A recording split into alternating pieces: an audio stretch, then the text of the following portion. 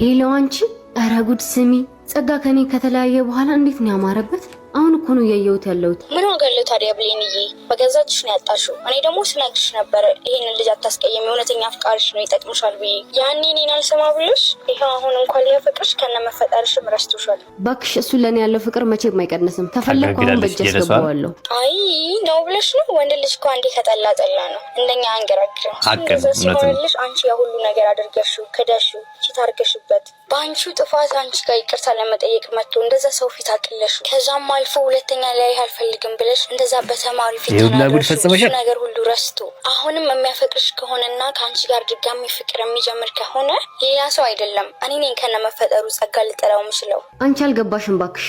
ወንድ ልጅ ሲያፈቅር አይን የለውም። ከወንድ ጋር ተኝቼ እንኳን ቢያየኝ አጎቴ ነው ብለው ያምናል። ወንድ ልጅ ካፈቀረ እንዲህ ነው። ታራ እንዲያቀለለሽ ነው የምታይል።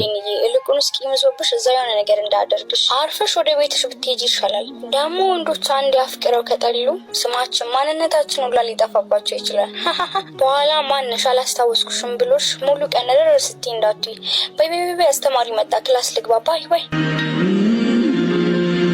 አያ ለመታወቅ ማን እንደሆንኩ አሳያታለሁ። በጣም ጥሩ።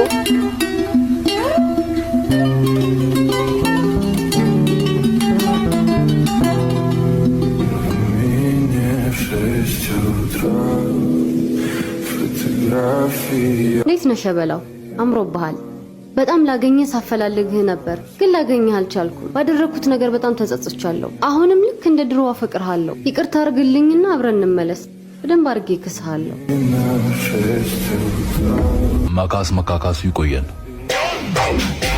አትዘግን ታጠበው ይነካችሁ።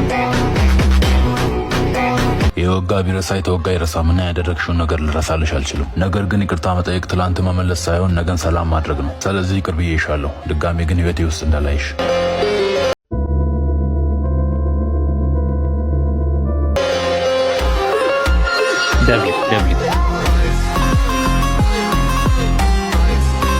እንደውም በቀላሉ ፎሎ እያደረጋችሁ ቤተሰቡን